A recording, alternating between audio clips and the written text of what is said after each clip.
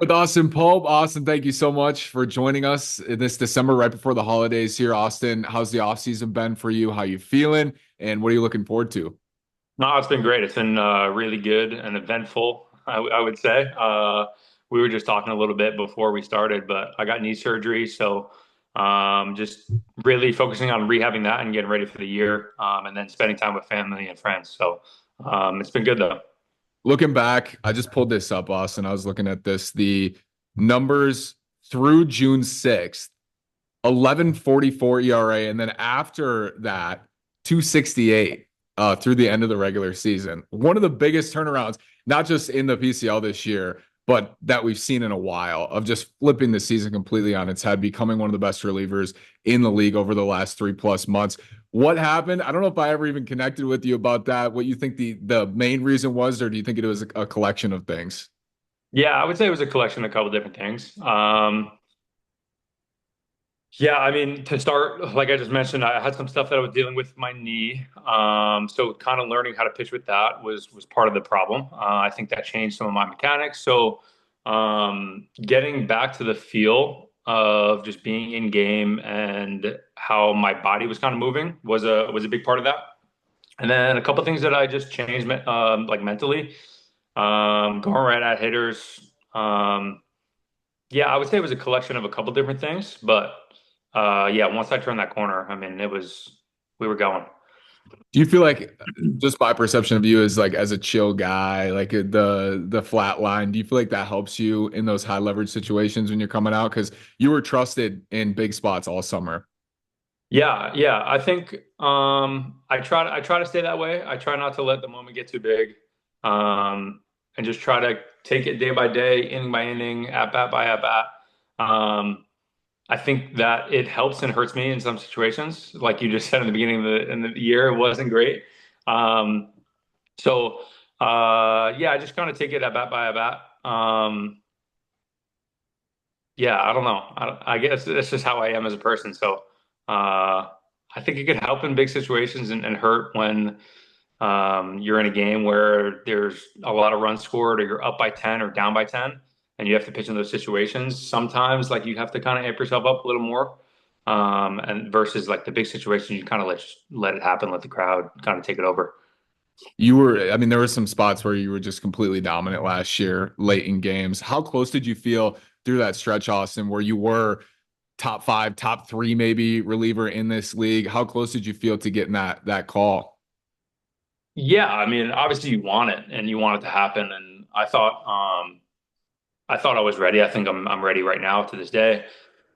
Um, yeah, I mean, you want it to happen and you kind of control what you can control. Um, I felt like I was ready. Uh, yeah, I mean, it's obviously hard when you don't get that call, but yeah, just try to put in the work every single day. Just keep believing in myself that it's going to happen, and just really preparing. Not so much really thinking about like, oh my God, is this going to happen? Am I going to get that call? More so like I'm trying to prepare myself for when I'm up there facing the good hitters. So I'm just trying to stay with that mentality. At the end of 2023, 2 years ago, and we were one win from the playoffs. In that spot, you were also extremely high leverage for the Aces in 2023 at the end of the year, and then into that role into 2024. And now looking forward to 2025, what are your goals, maybe here, but also just in general in those big spots throughout the season? Yeah, I think just really simplifying everything.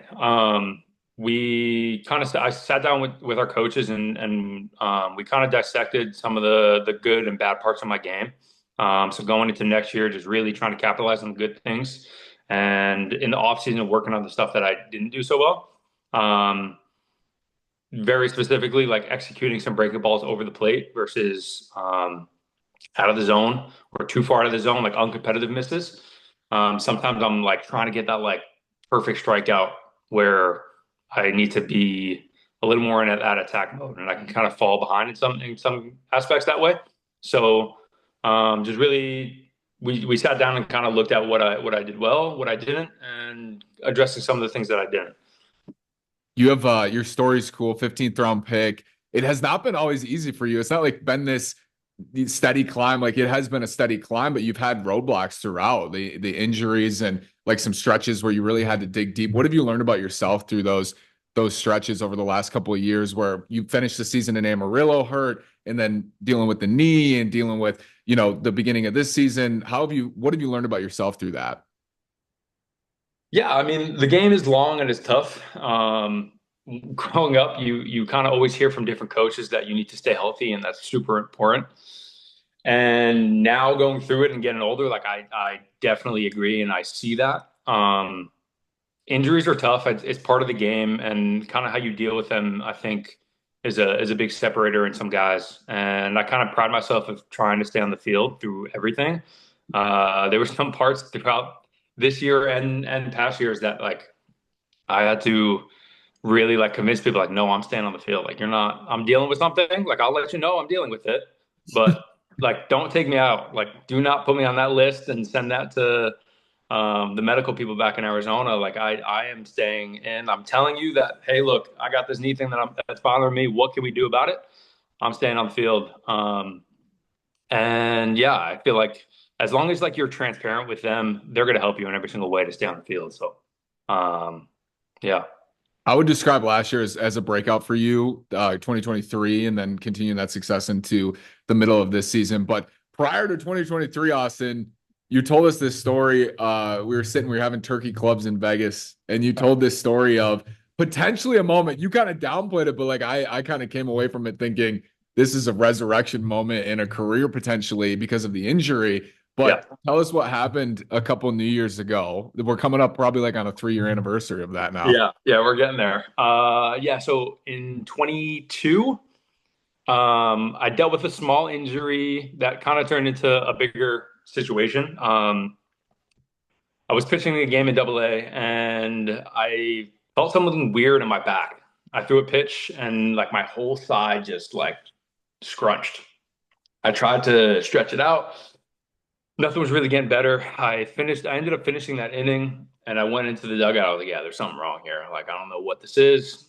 Got an MRI, went back to Arizona, got an MRI, x-rayed, and they said I had a grade 1 lat strain, but like the low part of the lat, which is kind of rare for pitchers. So spent a couple weeks rehabbing it, and it just didn't feel normal. It didn't feel right. I went back to playing. Again, like it's during the season. I don't want to take time out. Like no one wants to sit in Arizona while the season's going on. So I went back. I played. Can't say it was great. Like velo was down. I just couldn't really rotate. Like I just couldn't play to my best ability. I just couldn't really move well. Went back home, rehabbed it, was trying to do everything. I mean, cupping, needling, chiropractor, like literally everything you could think of. I was trying to figure out what was wrong with my side. It was like my side back area. Um, Fast forward to like you were saying, New Year's. We were out. It's my fiance's birthday is the 31st, so big day in the family. So we were all out with friends. We were in the city, and it was probably past like 2 o'clock. So some of my friends were leaving, and we're in a bar that was, I mean, it was like packed, couldn't even move. So I hugged my friend goodbye, and the way the how compact it was, I hugged him, he hugged me, and he gave me like a quick little hug and squeezed tight. And something in my side popped, and it sounded like a gunshot. Like it was loud enough for him to when he did it, he was like, "Oh my God, what was that?" And I kind of went to my knees. I couldn't breathe. I lost my breath. I was like couldn't get air for a good like 20, 30 seconds. And then when I stood up, it felt unbelievable. Like I was like, oh my God, it's gone. Like I don't feel it anymore. We're good. Went back the next day to ATP where I trained through a bullpen and was back to 95, 96 in that first bullpen. The next day, after being a little like hungover, like it was like not a great day. So I was like, okay, we're good. Like we just fixed it. So it ended up probably being a rib that was out for like 4 or 5 months. That is So insane. I mean, I just think of what would have happened. Like what would have happened had he not like picked you up in that way. You know what I mean? It's wild to think about it. Yeah, and it was something like no one caught. Like it's no one's fault. It was Mhm. just like I went to chiropractors and they didn't notice anything, and I was getting cracked, and they were like, it was like maybe a rib, maybe intercot. Like no one really knew what it was. And then that happened, and everything cleared up. And again, like New Year's, you're getting ready. I mean, that's like the heart of off season. Like you're getting ready for the season in a month or so to go out to spring training. So it was getting like stressful. Like, guys, I remember saying to like my PT staff back home, like, guys, like, what is this? Like, we need to figure this out like ASAP. And we started going at it pretty hard, which probably helped kind of loosen it up for that situation. But yeah, me and my friend, shout out Jack, who popped it back in. We kind of joke to this day. He's like, yeah, now I get percentage of I everything was you. gonna say, yeah, you gotta cut him the first major league check. Yeah. Did it ever like did you ever get to the point at any time thinking like I'm concerned that if I don't get this fixed, like my career is gonna be altered from this? To a certain extent, yeah. I mean, I velo was down pretty extensively, and I couldn't really move too well. So yeah, I there was a point in the off season where I was like, I need to figure this out. Like it's not like, oh, like it's the off season, we'll figure it out in a couple months. Like no, like we got a month to like leave for spring training. We need to find out what's happening and why this hurts so bad. So yeah, I would say there was. I don't want to say that it was like concerning to the point where my career could be done. I think there would have to be something pretty extensive to for me to think of it that way. But yeah, it was pretty bad. It sounds like you'll be pitching through anything. I'll try. Be out I'll there at try. 84, 85, no problem. I'll try. Yeah, dude, that's insane. We're so excited to see you back here again. Hopefully, you'll be up and maybe we'll never see you in Reno again. But excited to see you in Scottsdale for sure, and looking forward to that, Austin. What's something that you want now? D-backs fans are going to get to know you hopefully this year too. But what's something about yourself personally you want fans to know as they watch you this year? Oh man, that's a really hard question to answer.